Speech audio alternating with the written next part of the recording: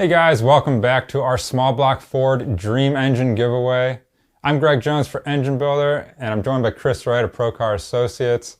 And if you guys have been watching the last few episodes, you're getting used to seeing the block and everything sitting like this, but not after today, right, Chris? Right. Today we'll start putting parts in place. Absolutely. So it'll be good. Yeah. A lot of people don't realize what all goes into the preliminary things, right? Now we get to start on the actual fun part, which is assembly process. That's right. Yeah, so we're getting our bottom end and our rotating assembly parts put in today, so make sure you guys stay tuned.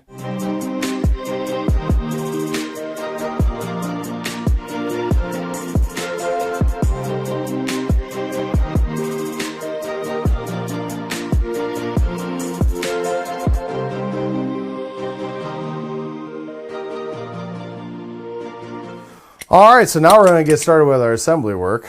And the first things we're going to do is kind of do some pre-assembly work, as I call it, which is, we got to you see here that some of our rods and pistons have already been assembled, but we'll go ahead and do kind of a close-up of the process of just assembling your rod and pistons together, because it can be sometimes tedious and a pain depending on the ring combination you're using, all your fitment and everything like that. So first things first, usually I like laying out my stuff ahead of time. So I'll take a piston and I'll kind of lay them out in the order that I know they need to go in. Starting like in this case, I marked this for the front. This is cylinder 1, 2, 3, 4, 5, 6, 7, 8 because it's a Ford. So I just think of it always that way. And I kind of lay everything out and I kind of get my rods laid out.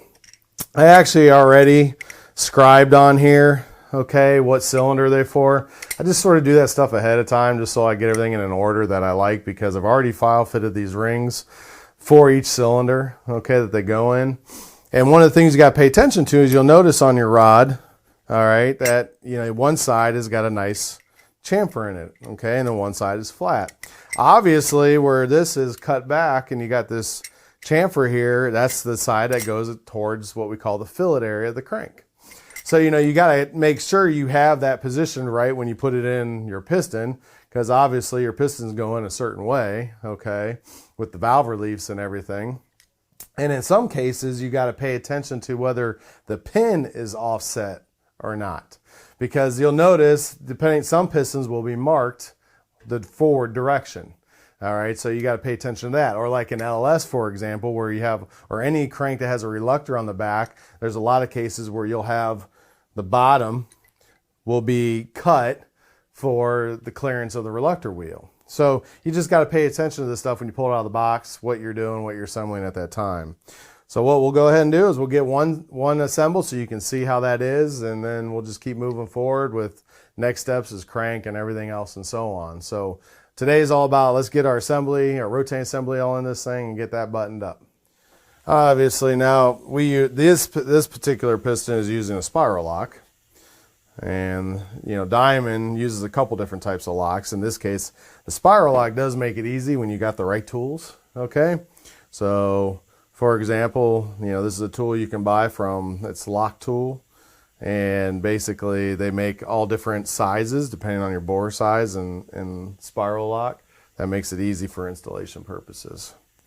Otherwise, these can be such a pain, and we've all done it without having these tools, and it's just a pain in the butt. Because you've got to do a couple of them before you put it in, so that I can slide this over and slide the pin down in. But for the pin to slide down, I got to be able to stop it on the locks. So just bear with me here while I get. Sometimes these can be just a little. You just got to be careful and have finesse. And so it takes 2 per side. Okay, so we'll go ahead and get these first 2 in, but you can see how much easier it is to use a tool. This basically screws and unscrews, and you can just feel it getting it kind of into the slot, and you kind of have to work it a little bit because it'll want to catch itself on the side of the piston skirt. There we go, and it's easy to get it all jammed, but it'll want to catch right here, and so you just got to kind of work it. But yeah, and one thing nice about, I will be honest, I have yet to ever experience any kind of quality issue with a Diamond piston whenever I've gotten one from Diamond. So Diamond has definitely been a preferred partner of us for literally going back to the late 60s, honestly. So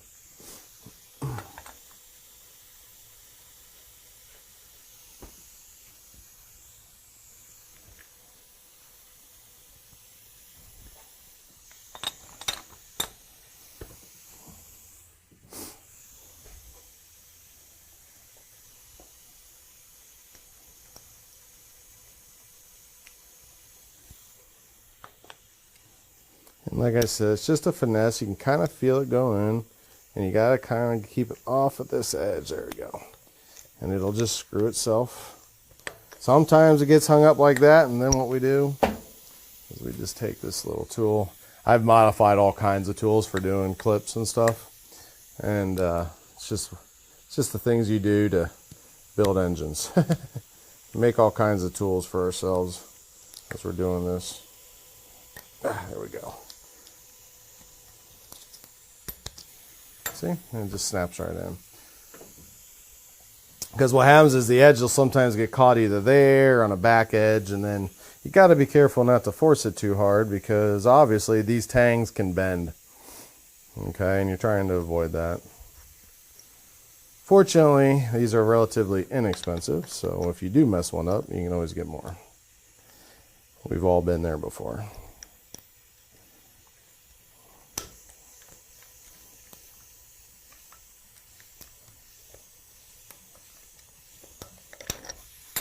Like so. So, now our locks are all in. We'll start putting the rings in. And these are some small rings. This 2mm oil ring. And this is honestly a very small ring package from Total Seal. You know, they are the king of rings. I mean, we use them pretty exclusively for all our racing applications, honestly.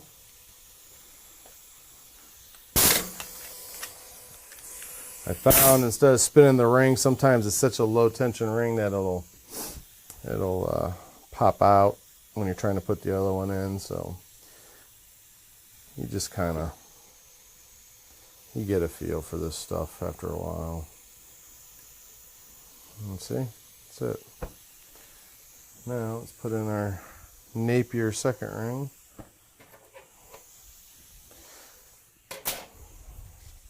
And of course, while I'm doing this, I'm still double checking my grind, making sure there's no, you know, burrs anywhere. Just one last little look. Make sure it's installed the right way. See, it's marked, and this is a Napier second ring, so there's a little edge on the back side here. It's got like a little lip, okay, and that obviously points down. So this little mark tells you to put it up.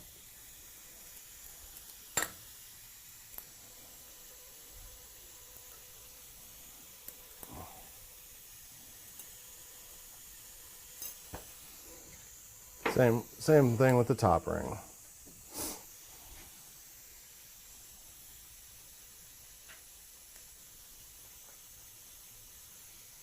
Obviously, being that this has got is ground for our compression, okay, so we want our grooves to the top.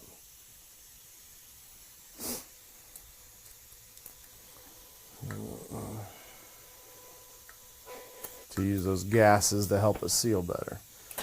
And honestly, that is really it. That's your assembled rod and piston. Obviously we got these killer rods by Cali's, and then we got our nice diamond pistons and Total Seal rings. And that's that simple. And you just do all 8 of them the same. Okay? So next, now we gotta start prepping to get ready for our crank install. But first things first, I'm gonna get the cam installed in this thing and take the next step. It's good to just lubricate and put something on your camshaft, because you're gonna be rotating this thing over, and you don't want to dry while you're doing all this assembly work and rotating this thing around and getting all your parts put in and all that kind of good stuff.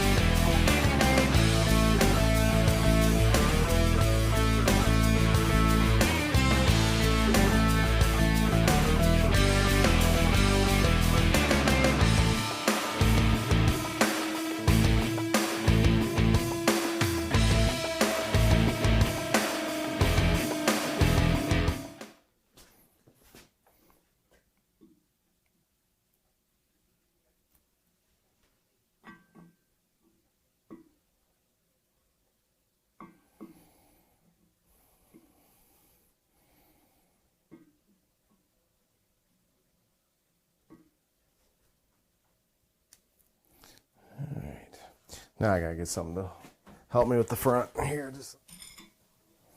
And this is just to help give me some leverage so I can slide it in easy. Because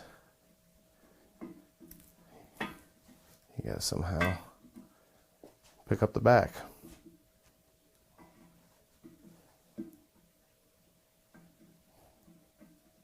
There we go. Nice and easy. Just take our thrust plate, put it in here. Some of this stuff I use just a little bit of blue Loctite. It's nothing big. It's just some of the race applications we run into where things have a tendency to want to come loose on us.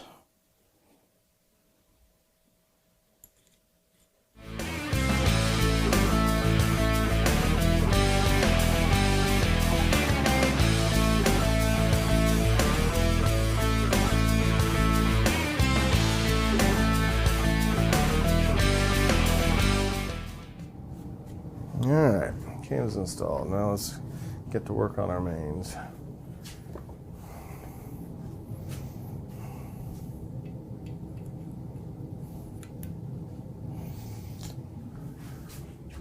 See, it's not so bad once you get into this phase where you're just assembling.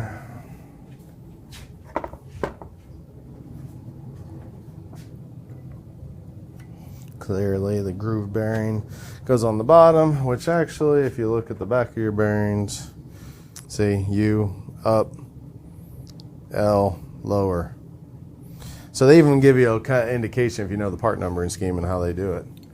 So I gotta wipe these real quick. This one.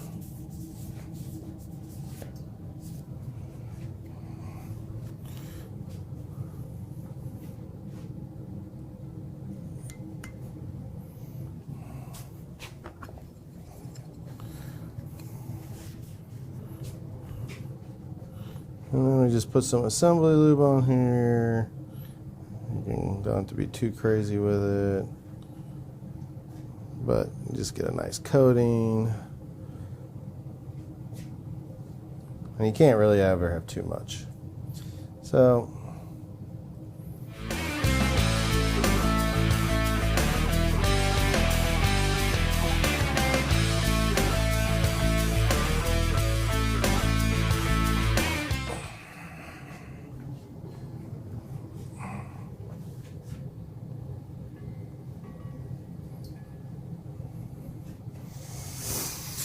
alright.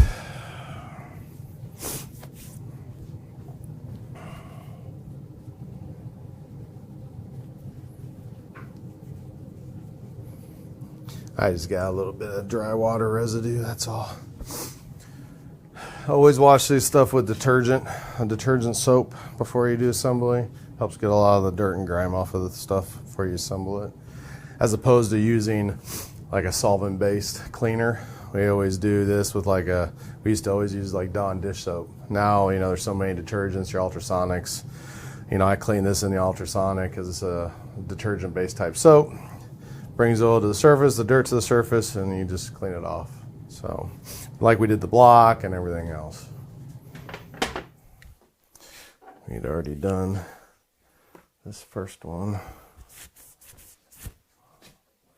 when we were checking things.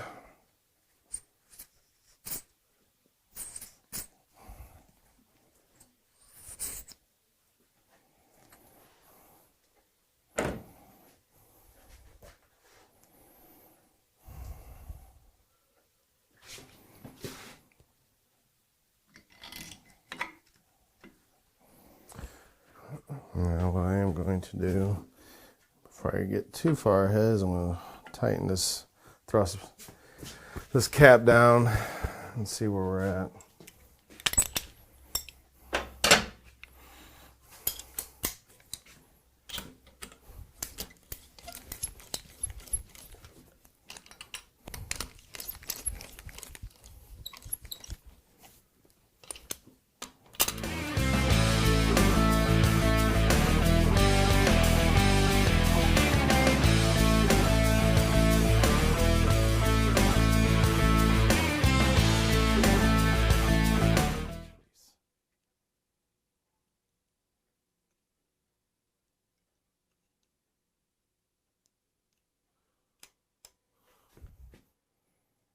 Couldn't do that again if I try. It's almost 0. Huh. I'm doing this just to get an idea where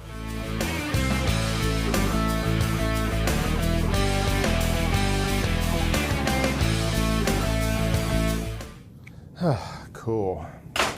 All right, finally, after some finagling, we got our thrust where we want it. So now I'll go ahead and finish full. I'm going to leave the indicator hooked up here, and I'm going to finish the rest, the outer of the mains, and then should be a final check, and then that's it, and then our thrust will be good. One of the things people always, maybe forget to check or take for granted is assuming that everything's going to be just the way you want it, and sometimes you got to modify things to work. New parts or not, you always run into things. You never assume, you always check.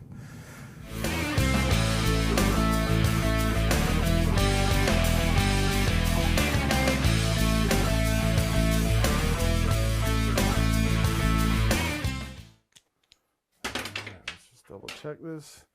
I leave this up for a reason.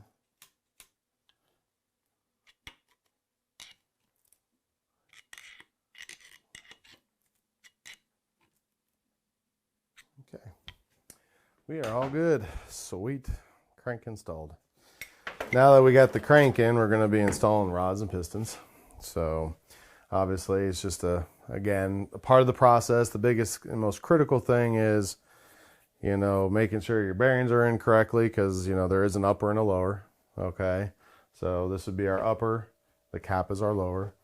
And then the other thing is, it's all about feel. These are very small rings and light tension. So you got to pay attention to what's going on with the feel as you're putting it in with the spring compressor. Okay, so this is our 125 bore spring compressor. And it's a lot of it's feel and just paying attention to what you're doing. So we'll go through that process right now. Before I always assemble this stuff, I wash it. I wash everything with a detergent, soapy water. It's just helps get any kind of grime and grease and stuff left that could be potentially there, dirt. I mean, shoot, we used to use 5-gallon buckets with Dawn dish soap, and everything. Cranks, rods, pistons, you name it. Now with cleaning tanks, today it makes it a lot easier. So, let's see here.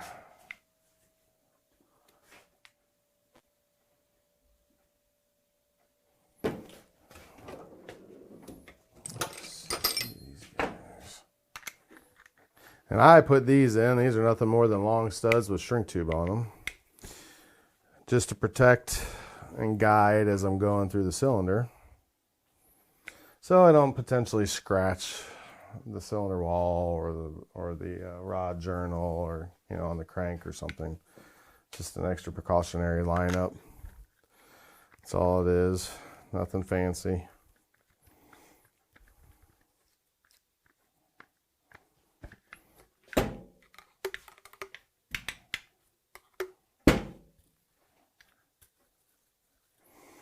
And then everybody, the ring manufacturers will give you a way they want the ring positioned. I know I do mine in a specific way that my old man taught me from many, many years of testing ring packages and combinations. And so I do it the way he found.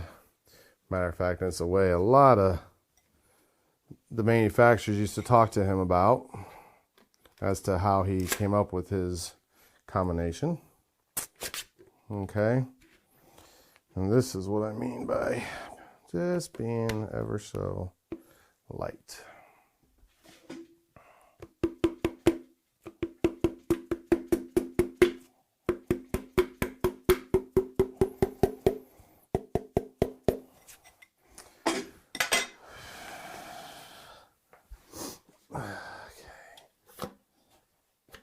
There we go.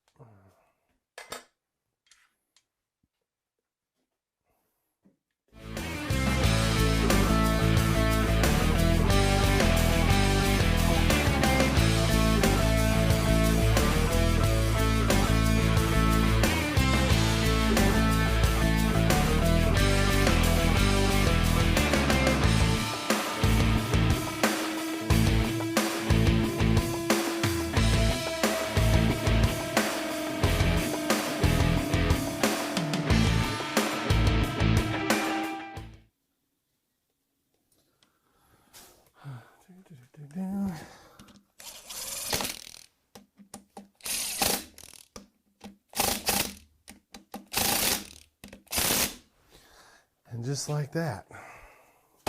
Now we got to rotate it over and torque them. Okay. Alrighty.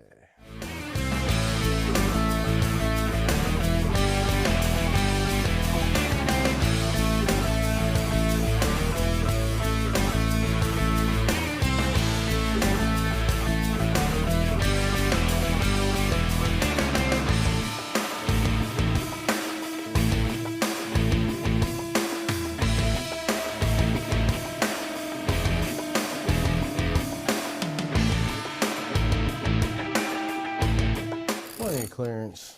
Of course, they say I think this block is good for like, what is it, 250 or something like that. Yeah. Thought about it. That would be cool. Do a big stroke.